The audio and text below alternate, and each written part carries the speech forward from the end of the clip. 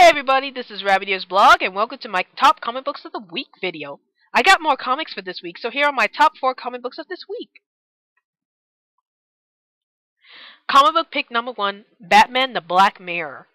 Written by Scott Snyder, artwork by Jock and Francesco Francavilla, published by DC Comics, era 2010s. In this story, Dick Grayson decides to take on the Batman mantle after his former mentor, Bruce Wayne, decides to create a superhero group called Batman Incorporated that consisted of other Batmans from around the country.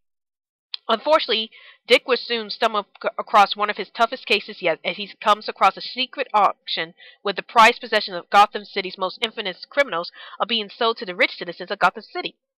Meanwhile, Commissioner Jim Gordon's estranged son, James Gordon Jr., comes back to Gotham City proclaiming that he's a changed man. But has James Gordon Jr. really changed, or does he have a more sinister plot in mind?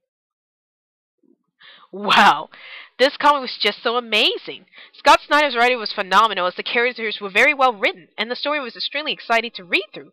I really love the idea about Dick Grayson taking Bruce Wayne's place and becoming Batman, as this was the first time I had read a Batman comic that featured Dick Grayson as Batman. I also like the idea about Dick running things much more differently than Bruce Wayne as Batman, since he's more laid back and friendly with the people he works with than Bruce Wayne. I also found the storylines to be extremely interesting, especially with the story about James Gordon Jr., since he is a truly unique kind of villain that I never would have expected to come out of any Batman comic. I found James Gordon Jr. to be extremely interesting because he is so frightening since he can easily hide his true motives from everyone, and I was practically on the edge of my seat trying to see if anyone would figure out his true motives. The artwork done by both Jock and Francesco Francavilla was fantastic to look at, and they greatly captured the dark and frightening mood of the stories. Jock did a fantastic job at illustrating Dick Grayson's side of the story, as the artwork is very detailed, while Francesco Francavilla did a great job at doing the artwork for James Gordon's side of the story, as the artwork has that colorful 80s style that I really enjoyed looking at when I was little. Comic book pick number 2, Chew, International Flavor, Volume 2.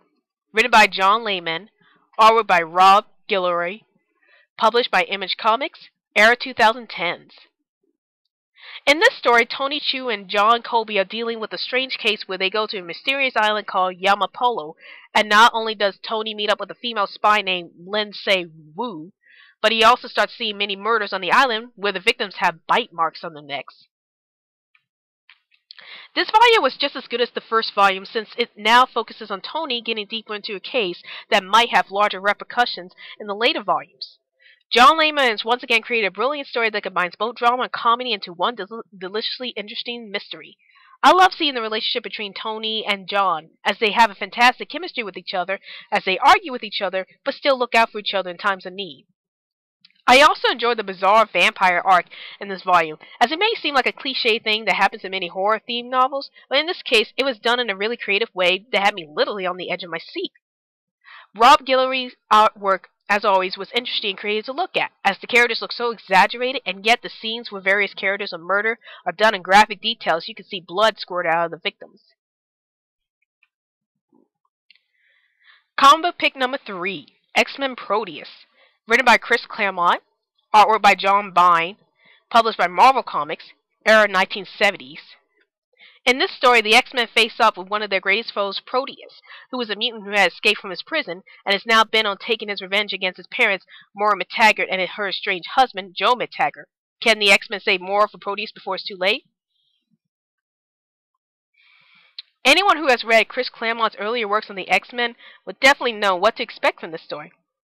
I love the way that Chris Claremont portrayed the relationship between the X-Men, as they truly care for each other, especially during the scenes where Proteus seems to have broken their spirits, and they try to reassure each other during that moment. I also enjoy seeing the scenes where Proteus messes with the X-Men's minds, as it makes him a truly formidable villain for the X-Men, as he emotionally breaks them. John Byrne's artwork was truly beautiful to see as they captured the realistic expressions on the characters' faces whenever they are shocked or happy. I especially love the artwork of Proteus using his reality warping powers against the X-Men, as the artwork made Proteus' hallucinations look truly surreal and distorted, and the reader can feel the creepiness of these scenes as it affects the X-Men emotionally and shows how frightening Proteus' powers really are.